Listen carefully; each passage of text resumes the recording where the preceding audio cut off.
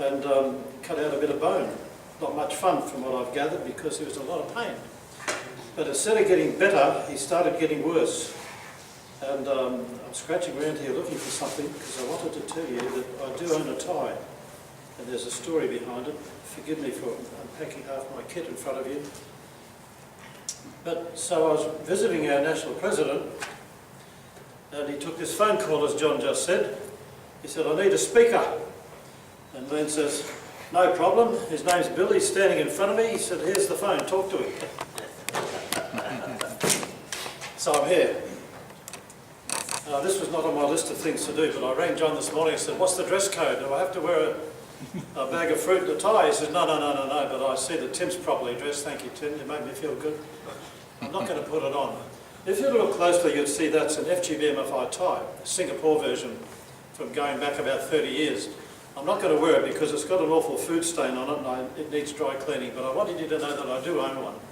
And the story behind that is, while I was working for a fellow back in the 80s, about the mid-80s, I found myself driving into the city one day for no good reason. I had a company car. I used to come to Sydney a lot. I knew my way around in Sydney 30 years ago. I dare say it's a bit different now. But, and I was on the South East Freeway driving into the city. And I'm having an argument with myself saying, what are you doing going into the city? You have no cause to go there. And, have you ever had an argument with yourself and lost? I think it's a sign of insanity, but I thought, well, this is pre-internet days where you can do your banking online and all that, of course, but I thought, I'll go and see how much is in the bank account and see if I can pay some bills this week. So I parked in the city, I got out of my car, fed the meter, got out of my car and walked up. It's behind the Catholic Cathedral, St. Stephen's Cathedral in Brisbane, and the short, well-dressed Chinese gentleman walked past me, going the opposite direction.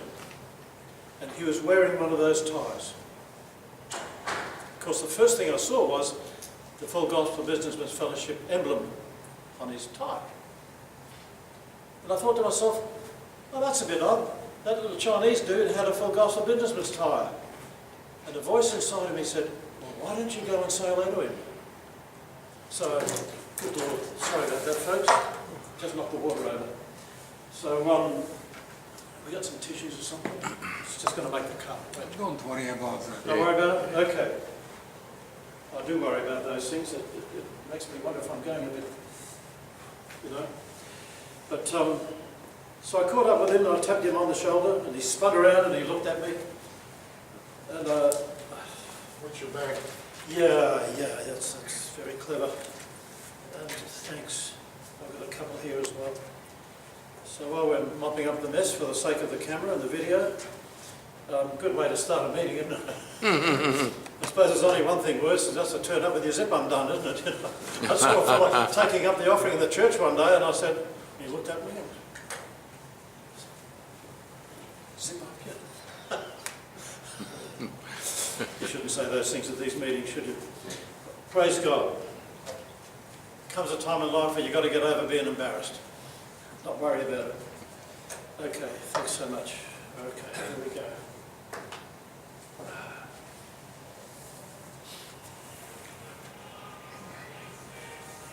You won't tell my wife I did this. She'll say, yeah, that'll be you. Can't take you anywhere, Dad. The kids would say, you know, food or bed and shit. Okay. I'm not going to feel too bad about it, because if you read The Happiest People on Earth book, you'll find in a situation where Demas was in one of his more challenging meetings and not making any headway. And without thinking, he put his dairy farmer's boot up on the white tablecloth to do up his boot. And the meeting changed like that. Have you read it? Have you not read Happiest People on Earth? I've read it, but I can't remember. Oh, folks. I'll read it again. John, get on to Lynn, get him to send you some copies. I mean, look, they're only about $10 each or something like that. I guarantee you will learn so much from it. It's a testimony like no other. And of course, Demas, not every meeting went as he had hoped. And he went to this meeting and he was getting nowhere. He was telling these men that he was a dairy farmer from Downey, California, and everyone's just sitting there, like, you know. until he put his boot up on the table. And on the white starch tablecloth, he... Oh, now we know you're a dairy farmer, you know. So I'm not going to get upset about that. Okay, so I met a fellow, this wasn't in my notes, so I met a fellow called Don Chung, and from Singapore, and he said, well, let's go have coffee. So we went and had a meeting, and I'm on a parking meter, so I couldn't stay. But he said something. He said, Bill, you are my friend for life. And he said the same thing to Len, my friend for life. And some 11 or 12 years later than that, our friend for life had moved to Perth because of his wife's employment. Don had a lot of difficulty working as a lawyer here. There are too many lawyers in this country, it seems. He couldn't migrate as a lawyer, but she was able to emigrate as a geophysicist. And the Lord directed in that way, and the company took her to Perth. And we heard he got admitted to the bar in WA, and then 2 months later we heard that he'd just been sent home from hospital with inoperable cancer. So on December 1, 1984, Len and I, as it happened, Qantas had a special on. I was able to get us both to Perth and back from Brisbane for $900. And we went over to visit our friend for life a couple of months before he died at age 49. He was not an old man. And there's a few things we could say about Don. If I get time, I might talk about it later, but I did prepare some notes. You know that I'm an old fellow when I use paper notes. Today, for the first time ever, I did an electronic boarding pass, but it worked. So I'm learning, Paul. You've got some lovely technology here. But so we'll get to where we are. So having been asked at somewhat short notice to come and share with you here tonight, I soon came to the realisation that we can share in experiences which I present as having had the intervention of the one who inhabits eternity. I think the prophet Isaiah talks about him in those terms. The one who inhabits eternity. And I say that because we get so engrossed, I'm not supposed to preach at these, but we do. We get so engrossed with our physical status that we forget that one of the primary things that Jesus taught his followers was, there's a resurrection coming, people. Think about that. Think about it more than you think about where you are now. I think if we did that, everything would have a totally different perspective. Well, I better stop preaching.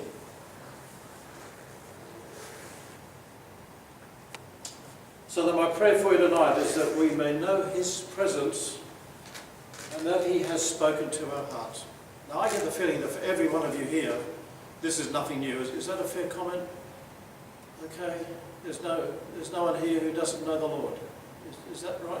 Am I right to say that? Okay. Back in the day, in the 80s, when things were firing, I know some of the chapters wouldn't have a meeting unless there were some folk in the meeting who were not born again. And I frankly didn't agree with that. I said, well, we are the Full Gospel Businessmen's Fellowship International.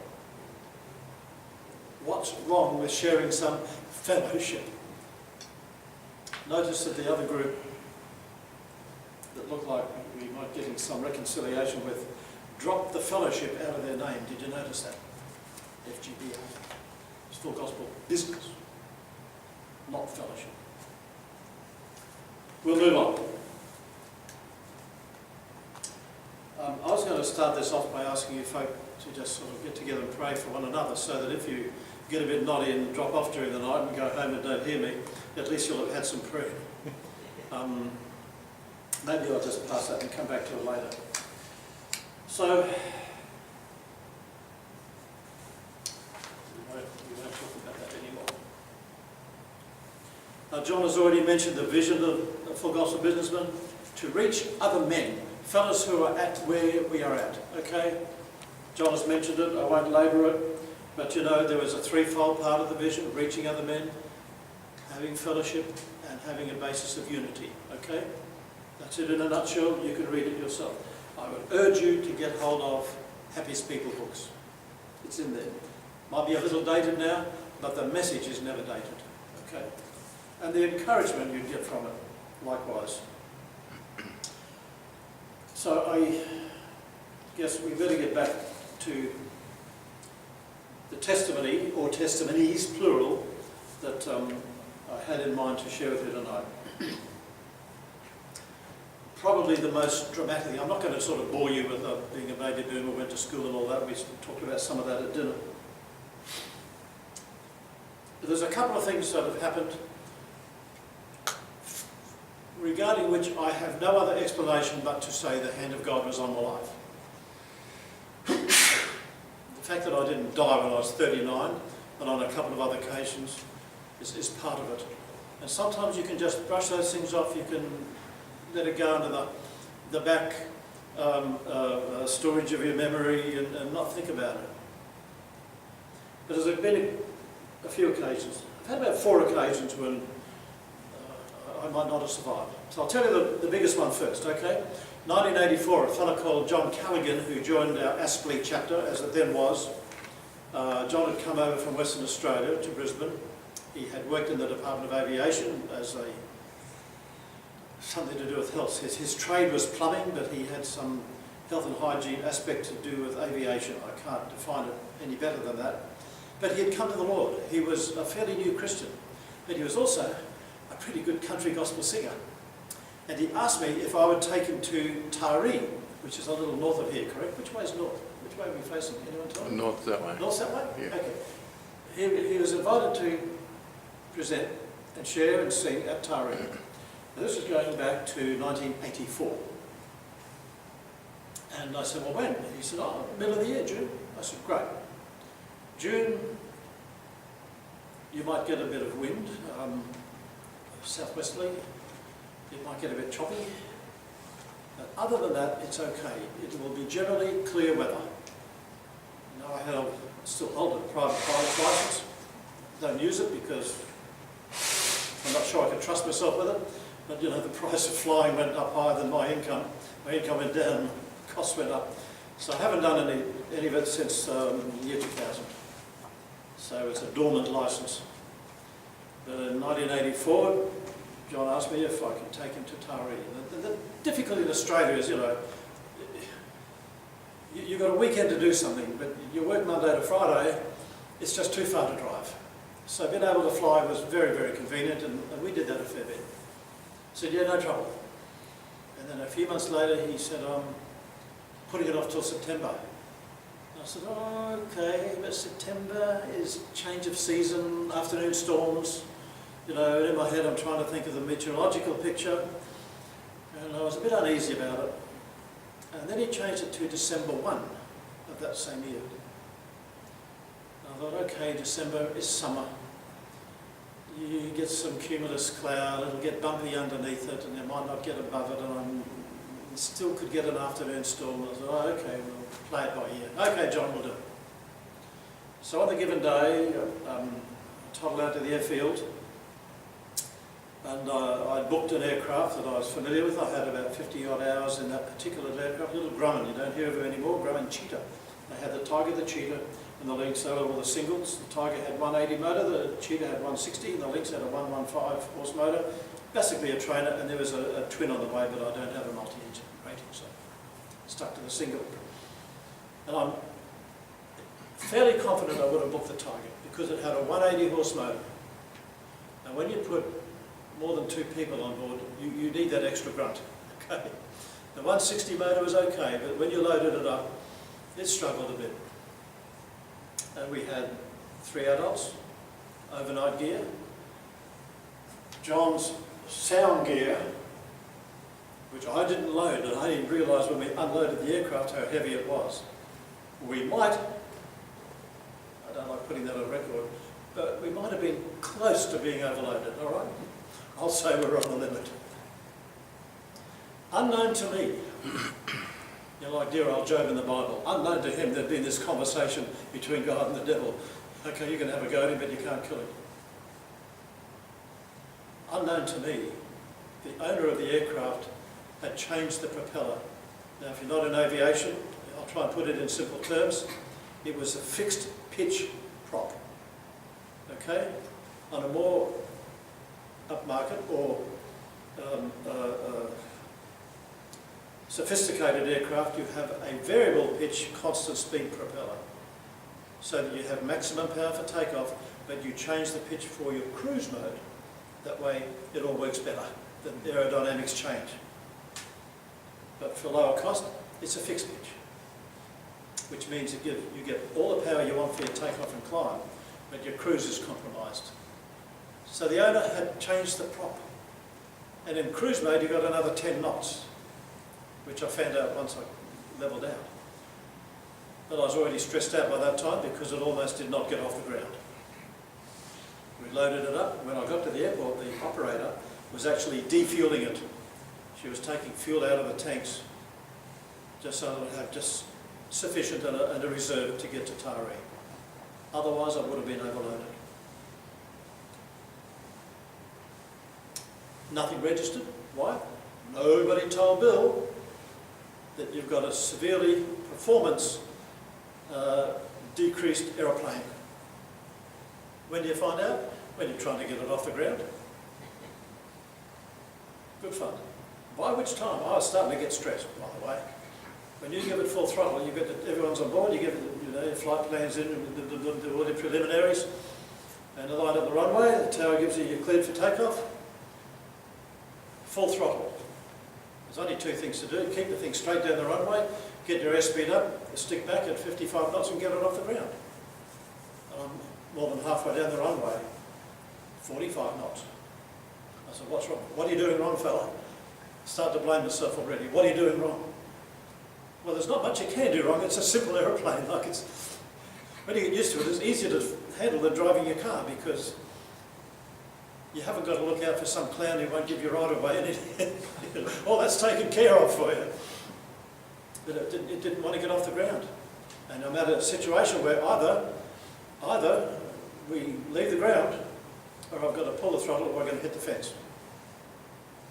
And I'm thinking I've got about 2 to 3 seconds now to make a decision. And it just came unstuck. Well, that's it, you're committed. There's no going back on the ground, that's it. Because within the 3 or 4 seconds, the tin shed on the other side of the fence is underneath you. And it's barely climbing. Well, you've got to get to 500 feet in your runway direction before you can make your first turn. It was right-hand circuit, so you've got to make a right turn, climb up to 1,000 feet, clear the control zone, then you can climb and continue your cruise to your destination. Struggling to climb. I reckon I infringed Brisbane control zone before I made my right turn. The law is 500 feet before you turn. Now, typically, you get 500 feet and you buzz off well within the control zone boundary of that aerodrome. I reckon I was in another control zone boundary, but I did it. Nobody got on the radio and complained, so I'll just leave it go at that. So you level out. Now, in those days, I don't know what the rule is now, you had to clear the zone at 1,000 feet when you're departing because the inbound traffic is coming above you at 1,500 feet. So you've got a 500-foot buffer. Then you watch each other. You have to be aware. It's called a see and avoid scenario. So you don't have a mid-air. Level out, all of a sudden, the speed's up to 120 knots. I was expecting 110. That's how I found out. It worked better with a coarse prop. But the compromise is you don't get full power for takeoff. On the takeoff roll down that runway, I was 250 RPM short. I'm looking for 2650 to 2700 revs. I've got 2450, barely making 2500.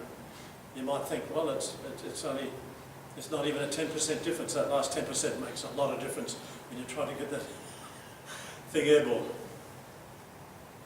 I thought, oh, it's you, fella. I'm blaming myself, without realising I'm already starting to get fairly stressed out. And so your decision-making performance ability is severely diminished. So we head down south towards the border ranges. As you're probably aware, the mountains between Queensland and New South Wales, the Great Divide comes right down to the coast. And in fact, if you realise that Mount Warning and the Gold Coast, that rim is a huge volcanic rim. If ever it came to life and blew again, the entire Gold Coast would be blown out of existence. I just wonder if one day that might happen. I don't know. It's just a supposition. But of course, we were cruising down there and I'm looking towards the border, I'm looking at the horizon, because the forecast said 3 octaves of cloud. An octave is an eighth. At the level that I wanted to cruise at, the cloud component should have been about 3/8. They call it octaves. 8/8 is overcast. As a visual pilot, you can't go above that. You've got to stay under it. So you've got to fly visually, visual reference to the ground, boom, boom, boom. Looking ahead of me, it was overcast and on the mountain tops. So I thought, this is not good. So by the time we get there, which is only a matter of minutes, I'm looking for a way through. Mistake number 2. Number 1 was taking off when I didn't have full power. Mistake number 2. I start looking for a way through. No, Charlie. That was way past time to turn around and go home. Call it quits. Or call up and get a clearance to go fly down, come down the coast where you're clear of it all, and the air traffic controllers would get you through. But as I said, the decision-making ability had gone out the window. The long and the short of it was, I got into a situation where I could not go ahead. To my right was a valley, and had it been clear, I could have gone down the valley all the way through to Casino, which is up on the northern part of the estate here. I've been to Casino a number of times and sort of moved my way around, but I had no way of knowing that once I went down there, I had no way of knowing if I'd ever get out. Cloud can come in behind you, and I had no way of knowing if I'd get out the other end. I couldn't go ahead, didn't like going to the right. On my left was this rim of the huge volcanic crater, which is around the Gold Coast. And I looked up at it and I thought, I'll get over that. Like I said, I had 50-something hours in that particular airplane. It was an extension of me. And so, you know, just turned it to the left, full throttle, and then I remembered, this thing doesn't climb. And it occurred to me, I wasn't going to get over. In fact, Len said to me, Len was on the right, then our national president. I gave him a doozy of a black eye that day, not deliberately. He hit the compass, you know. He said, we're not going to make it, mate. And I said, you're right. And then, boom, that was it. There was a loud bang and everything went quiet. Now you might say, well, why didn't you turn out of it? Well, I was already flying at stall speed. When an airplane stalls, it doesn't mean the engine stops, it means it stops flying. Okay? And when that happens, it just drops. You might drop a wing, but the nose will go down. I thought, but the issue being, if you're in a turn, your stall speed comes up. You stall at a much higher speed. So if you're at a stall speed for wings level, it's different the moment your wings do that. You draw the vector diagrams and you work it out mathematically. So I thought, if I turn, we're dead meat. And I was hoping we'd get over it, you know, wishing that scrub and rocks get out of the way. Straight into it. Took out a decent tree. The tree ripped the wings off. That was my brakes. The thing ended up nose down into the side of a hill, kind of like that. I've got some photos here. They're getting a bit faded now, but you can have a look in a minute. And it went very, very quiet. And then I started giving myself a real dressing down. I thought, good on you, Bill. You've done it this time. You're dead. You've killed your mates. All your fault, you know. Has anyone ever gone through that kind of self-condemnation thing when something goes wrong? You know what I'm talking about, Tim? Well, I certainly did on December 1, 1984 at about 8:45 in the morning. And I just sat there. Now, this aircraft has no doors. Well, it doesn't now, and it didn't then. It had a sliding hatch. You slid the canopy back. Perspex canopy, it slid back. Well, needless to say, it was just jammed in place. The wings were gone. The thing was nose down. Whatever fuel was left in the remains of the fuel tank was now running down the sides of the aircraft and into the engine bay, which is pretty hot. And the voice behind me says, I want to get out, I want to get out, I want to get out. That was John. I thought, he can't talk, he's dead, and I'm dead, and Len's dead, and it's my fault. And this weird, surreal kind of scenarios going on in my mind. I want to get out, says John. And I thought, oh, well, maybe we're not dead. In fact, we're still in the airplane, so, that scene didn't fit. So I started to come to my senses, and we had to kick out the windscreen and then crawl out over the engine cowling, over the instrument panel, over the engine cowling to get out, which we did. And that's when I realised that this whole engine bay is hot, and I could smell the fuel. We would have had about 120 to 150 litres of fuel. I probably would have only burned 30 of that off by the time we took off. I mean, you burn fuel a lot faster than your car. You run that engine at high revs. So we piled out, and Johnny's in a bit of shock. Oh, I saw some bushwalkers, I'll go find them. I said, no, John, you stay here. Whatever we do, we stay together. Oh, I'm going to go up there and climb that tree. John, we're staying together. Don't go away. Now, I read some of the rules of what you do in a scene like that. I was still legally, if not morally, responsible for these two other fellows. Certainly legally, my responsibility. So I had to do what I could to ensure that we stayed together. Now that worked. After I found the fire extinguisher, and I shoved it in his hand, I said, John, read the instructions, Len and I will unpack the aircraft, you be ready in case it catches fire, right, deal with it. Like if it caught fire, there was no chance, but I had to get this man occupied so that he wouldn't run off. I mean, it's rugged country. You get lost in there. You get lost, they wouldn't find you for months, quite possibly. The wreck was subsequently recovered and taken back to Archerfield to stop bushwalkers going in there because it's national park. It's a New South Wales national park. It's the border ranges. It was on this side of the border. So Len and I unpacked it. I thought, oh, I need the radio. Now the antenna cable goes up to the antenna on the top of the fuselage, just above the baggage compartment. And I'm on the radio trying to talk. Put out a call on the International Distress Channel, which is 121.5, VHF. Not a sausage. I thought, I know the radio's working, I can tell. When you press the button, you know it's actually working. I thought, well, a fat lot of good the International Distress Frequency is, no one will talk to you. Great. And I'm looking back and I see Len getting the baggage out. I said, Len, above you is the antenna. It should have a cable running up there. Oh, he says, you mean this thing here? And he's got the cable in his hand. He said, where's it go? Up here? I said, yeah, see if it'll fit into the connector. It'll come out of the connector. And if you push it, it'll just sit there and make enough electrical contact. So I pushed it back. In the meantime, I changed to a different radio frequency on the aircraft radio for that particular part of the country. Still the same, 119.5. Why can I remember that? And I just put out a call. I made a Mayday call. I mean, a bit late for a Mayday call, we'd already crashed. I'm not in trouble about to get crashed, I have crashed. Anyway, it gets attention, you see. And another pilot came straight back to me. He said, I believe I'm in a twin so-and-so, I believe I'm right above you. Because I gave him what I thought was my position. He said, just stand by, so I'm going to change the pitch of one of my engines, one of my props, and it changes the engine note, and you'll hear it.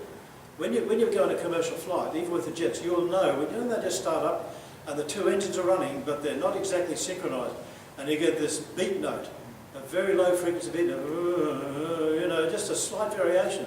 It means one's going faster than the other. And when they get them exactly synchronised, the only reason for synchronising them is so that it don't annoy you, because it drives your battery. It's the same in twins. Well, this guy did that. I said, I can hear you. You're right above me, because it's overcast, it's cloud. Above me was the tree canopy, it's regrowth rainforest, secondary regrowth rainforest, and then cloud. So I can't see him, and I'm not licensed to fly above it. So he immediately gives his position to Brisbane, because by this time, they've gone into the first phase of a search and rescue. There's 5 phases. It starts off with an alert phase. I didn't report, they are alerted, and they call, no answer. Then it goes into the second stage, next phase, until a physical rescue is in place. And they went through all of that. But now they know where we are, because this dude let them know. And I wish today I'd kept some notes of all this, but I didn't. Because you might run into some of these people down the road. I did run into one, and he was the helicopter pilot who fished us out. So he gives his position, and I thought, fellas, here's what's going to happen. We're going to go out on helicopter, so pack up what you've got, get the packed lunch you brought that I asked you to bring with you, because we would have to eat our lunch on board due to the length of it. Would have been about a 3 to 4 hour flight, and eat your lunch. And that's one thing you won't have to carry with you.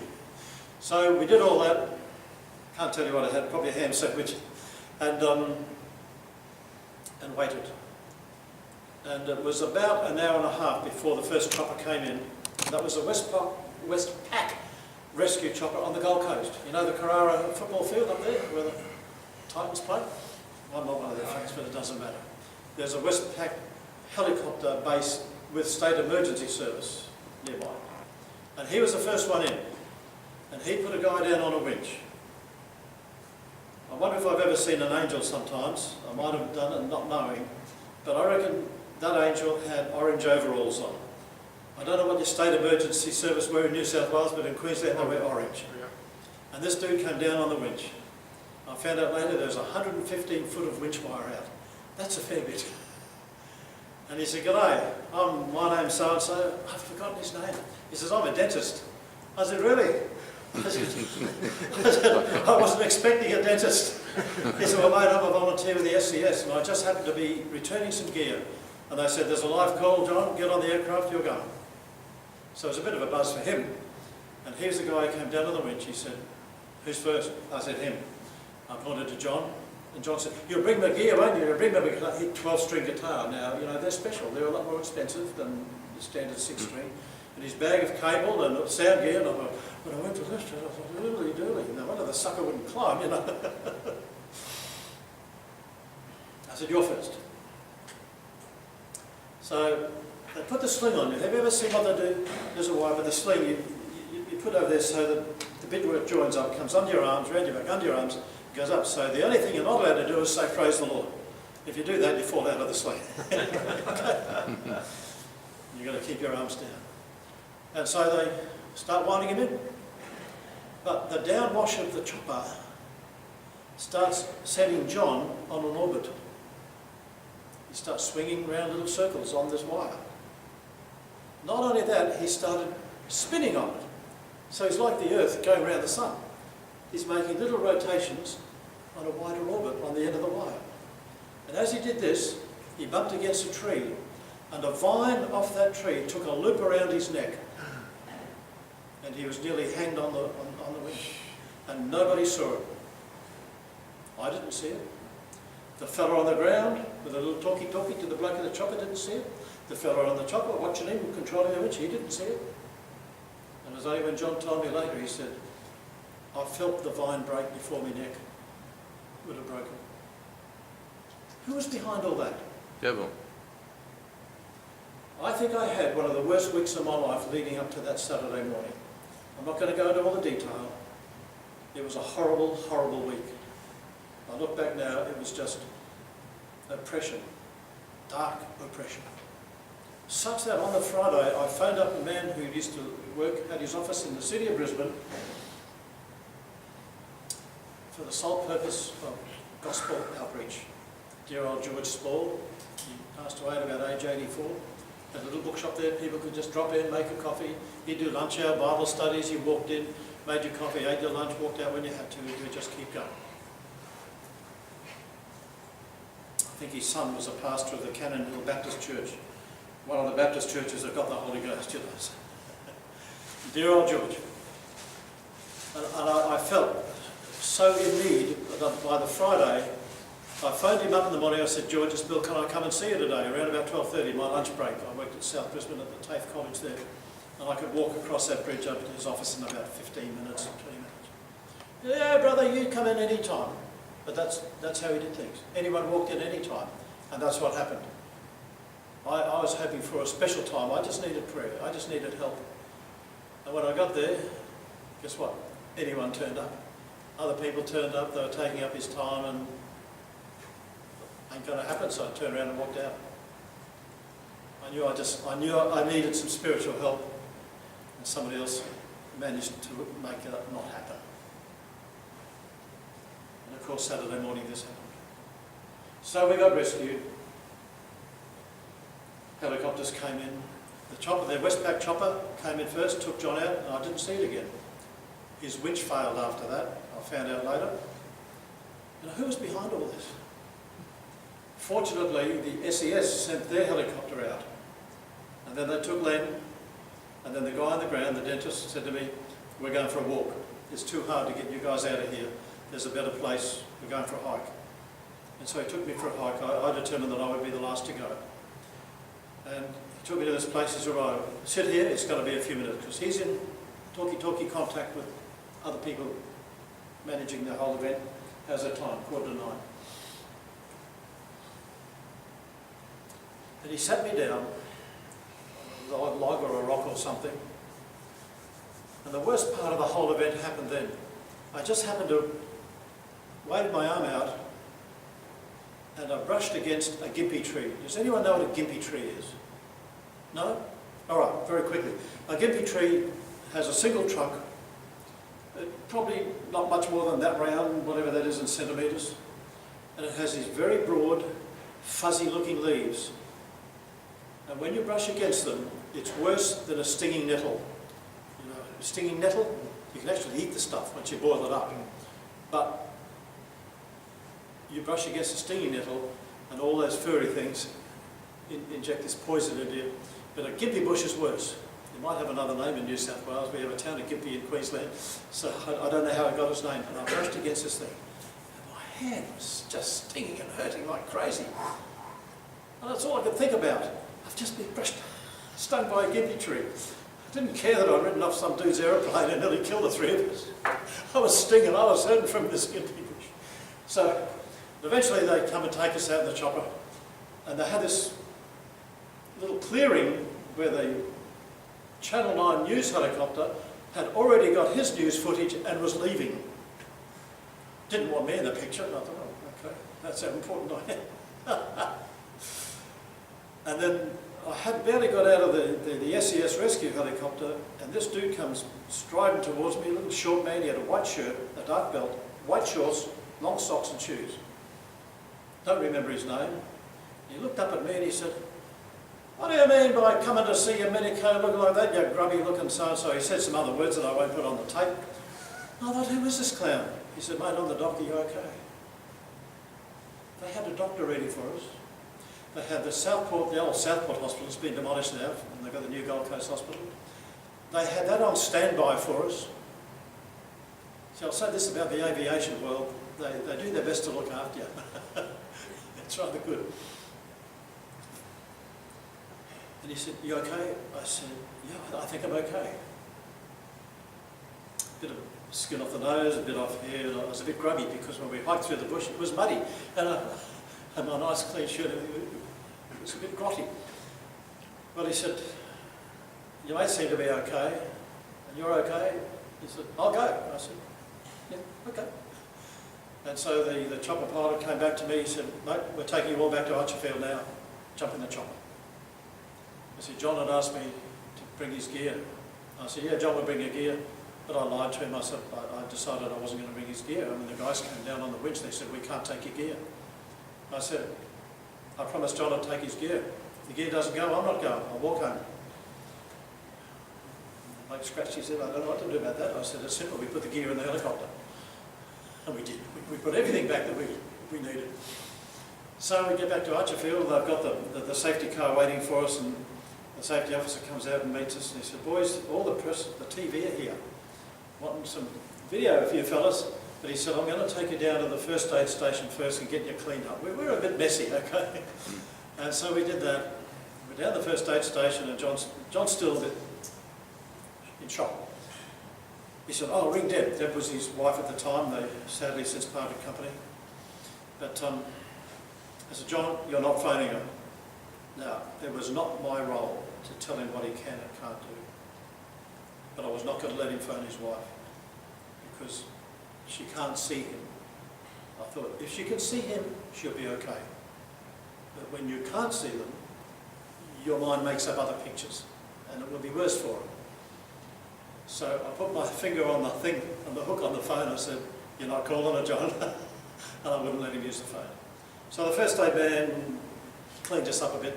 Then we had to do the TV camera, which we were all on the 6 o'clock news that night, except the ABC, they didn't turn up. The other three were. And then Len Donaldson had his ute parked at the aerodrome so that we could get home Sunday night.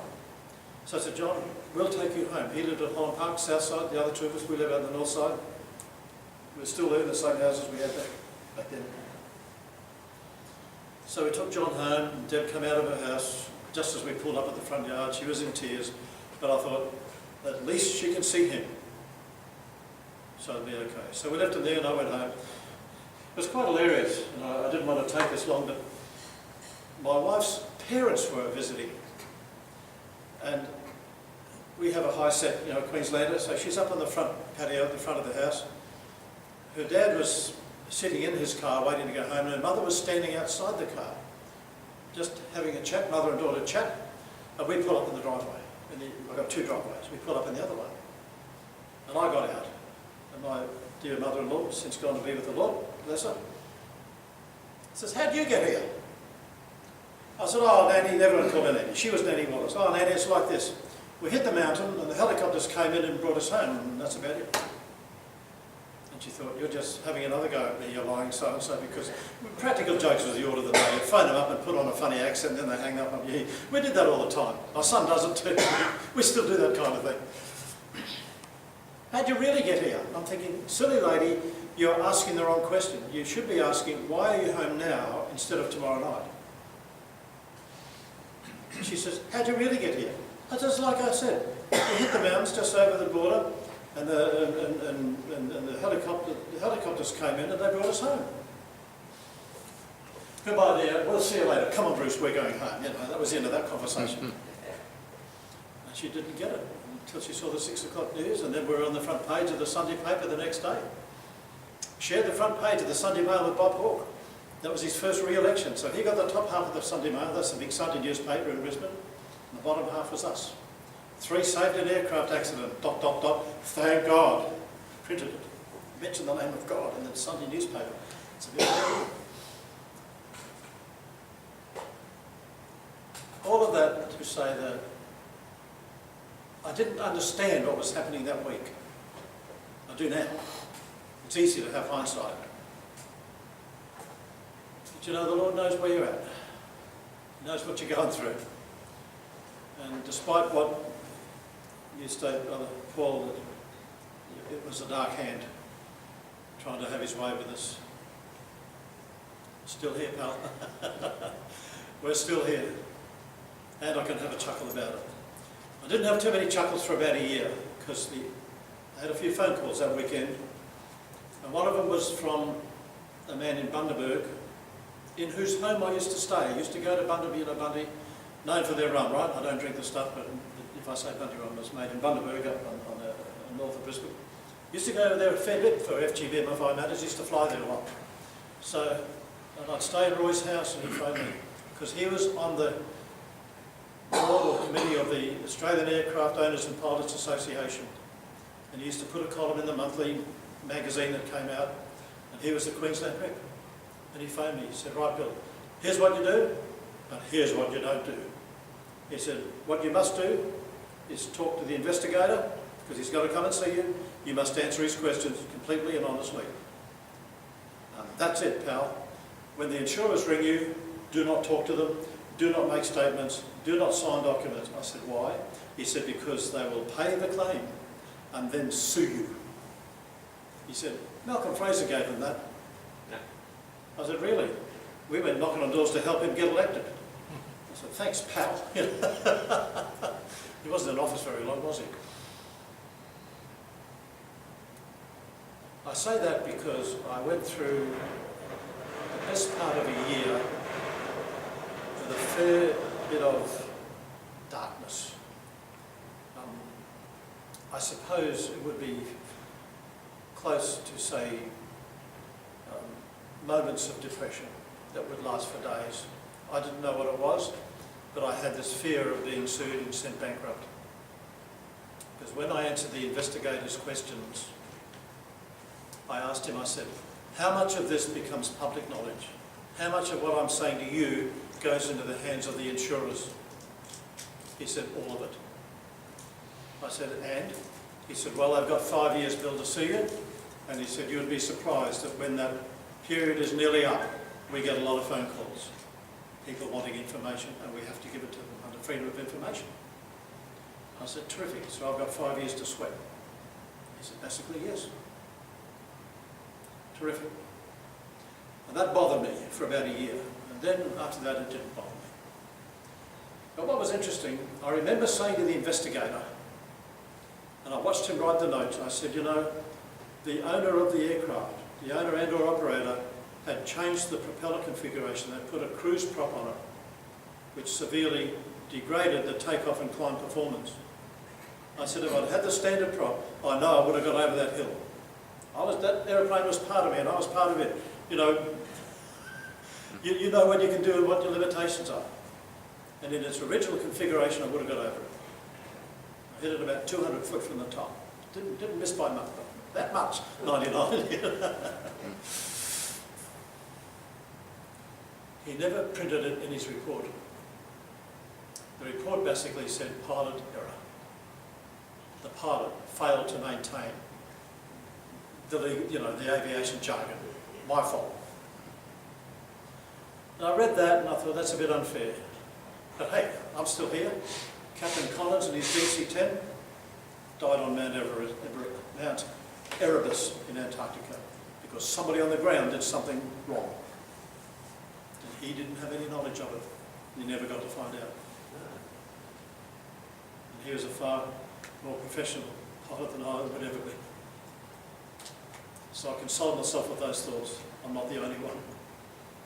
And 16 years later, the year 2000, the same year that I took Len over to Perth to see Don before he died, I went to an air show in a little town called Caboolture, half an hour drive north of Brisbane. There's a nice big aerodrome, country aerodrome, and a lot of representation from industry and government were there. And here's this little tent booth thing from Safety Bob. And guess what? Here's the dude that interviewed me. And I rocked up to him and I said, "G'day, remember me?" He said, "Well, which one were you?" And I said, "Grumman Cheetah, Sierra Zulu Victor, December 1, 1984, Border Ranges National Park.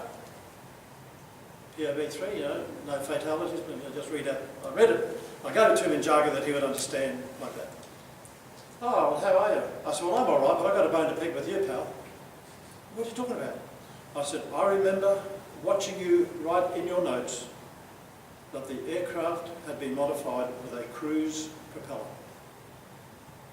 I said, "I nearly didn't get off the ground, and the reason I hit that jolly hill was it wouldn't climb."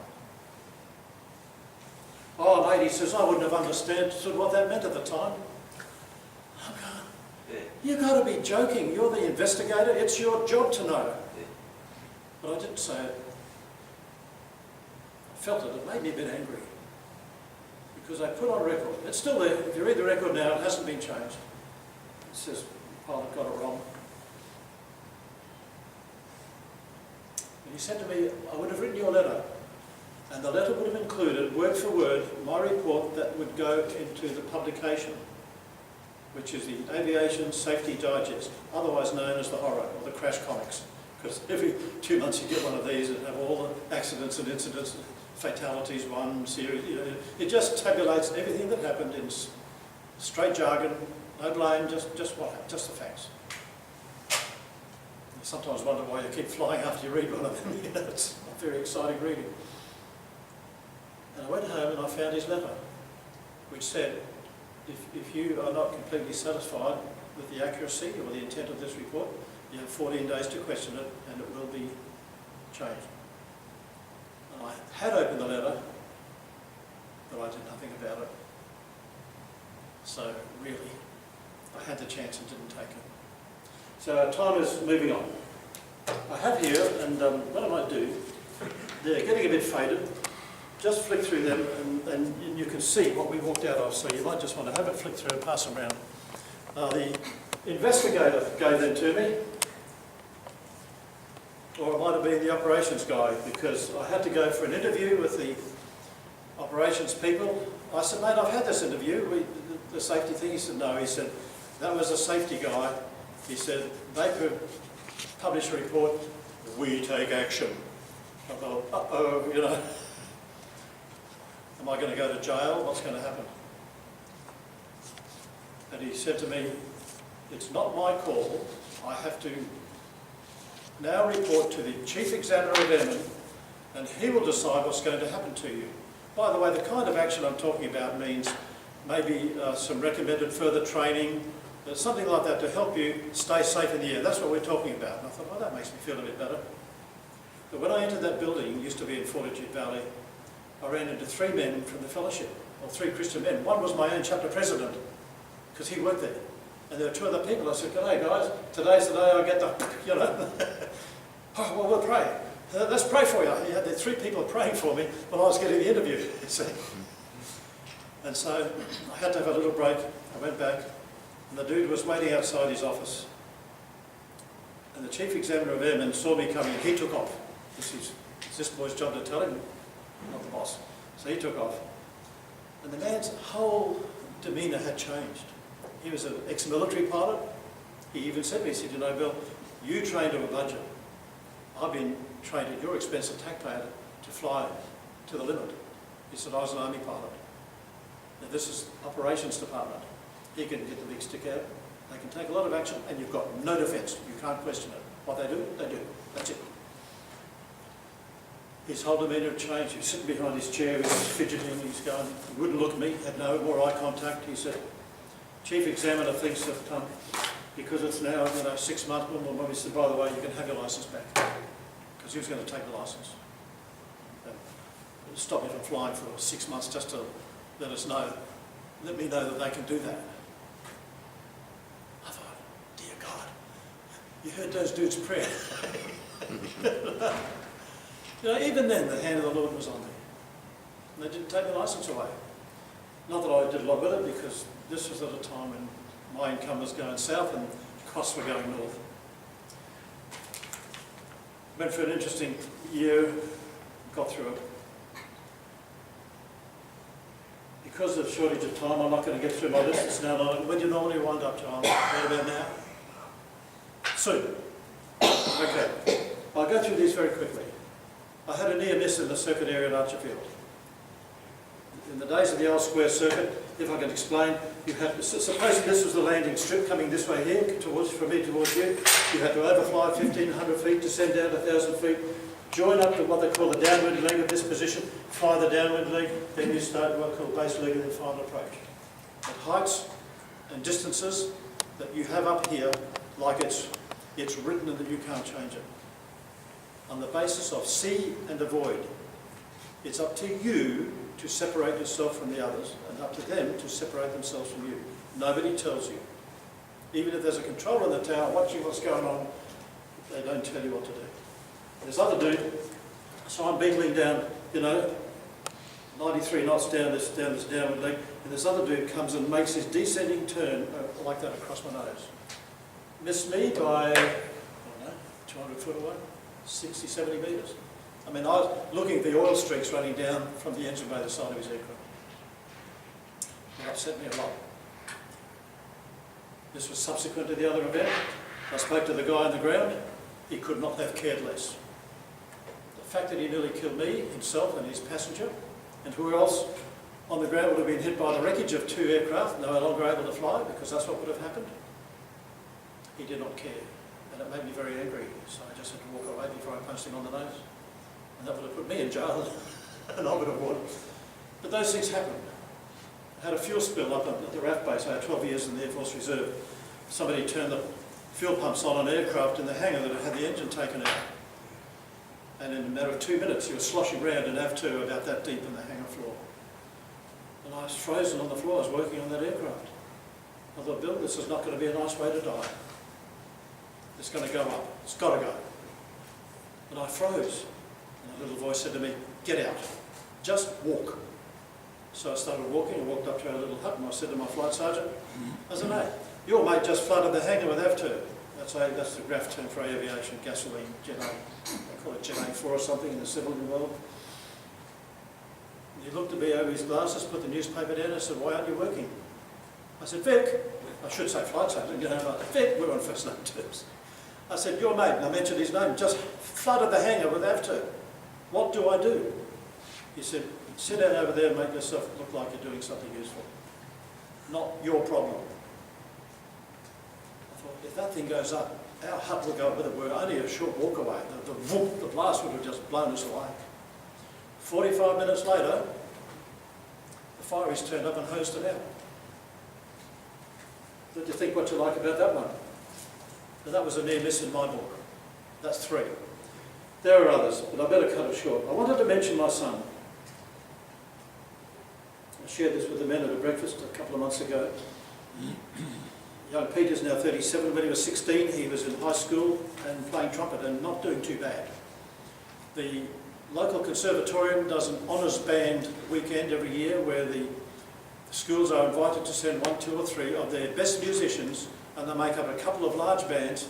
They get together, they practice Friday nights, all day Saturday, Sunday they put on a concert for the parents and school thing. To get them sucked into the uni environment and go to con, you know, be a musician, I guess. And young Pete had been a bit of a hypochondriac, you know, any opportunity to get, sick, I've got a headache, any excuse. But he was a tall, lanky, fairly fit young fellow. And we went to the Friday night thing, dropped him off, 4 hours work. Sunday morning he gets up, "Dad, I'm not well."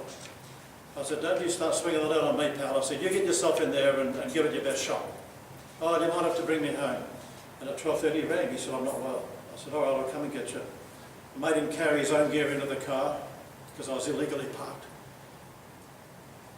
I'm just not happy, Jan, you know. And I noticed then, he can't keep up with me. Now that's unusual. I usually can't keep up with him. Got him in the car, drove across the Story Bridge. "Oh, Dad, it hurts, my chest hurts."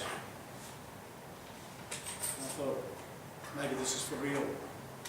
I said, "Okay, what say we get you checked out?" I didn't want to say doctor, hospital, but I needed to get help. And friends, as honestly, and as surely as I'm standing here, I do not recall now how I ended up at the gate of the hospital. The old Royal Brisbane, we had to stop at the gate for the guard. It's different now, okay, you can drive into the drop-off. And he said, "Righto, drop him off and move your car, you can't park here." So I did that, I came back, he was in, the nurse came out to see me. The nurse was the man, the doctor was the lady. He said, "I'm not supposed to tell you what's going on." I said, "Has he got a collapsed lung?" He said, "Yes," but I didn't tell you. "Doctor will see you in a minute." Doctor takes me in, shows me the x-ray. He's not going home for 6 nights, collapsed lung. Here's how I'm treating him. Boom, boom, boom. You can stay and watch the procedure. They're going to cut him open and stick a tube. I said, "I don't want to see that, thank you."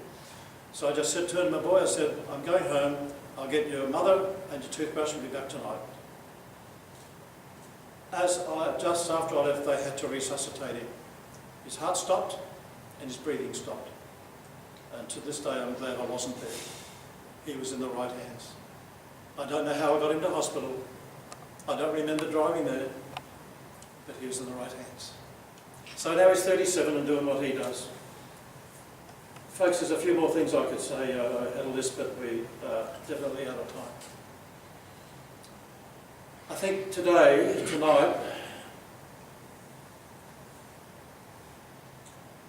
it's an opportunity to be reassured of the hand of our Lord on our lives. And a chance to share in a fellowship like this, and to be encouraged one with the other, that we might do just that, encourage one another, bring folk who need to hear a message that there is a God, He loves us through Jesus Christ. He has given us a power through the Holy Spirit that we get in the full gospel message to call upon His name and see Him do mighty things in us and through us. And it's my prayer and my hope that that's what we will continue to do, all of us. I look at things in pretty senior years. The youngster is this man over here. Stuart. You're the youngster amongst us tonight, aren't you? So that's it for tonight. So perhaps with that in mind, I wonder if, well, firstly, is there anyone who from this group would like prayer for yourself or some given situation? I don't claim to have any special anointing. The Lord gave it to me one night and saw me work in a way that, well, we're out of time. It was another story all of its own. But it's not something that happens every day. And what we do have every day is the ability to share with one another, to join with one another, to encourage one another, to exhort one another, to lay hands on and pray with one another. And say that despite the grey hair, or whatever you've got left, He's not done with us yet. So I hope that has been meaningful to you tonight. I've enjoyed coming here. And any questions? Nope. Jono, thank you. Thank you.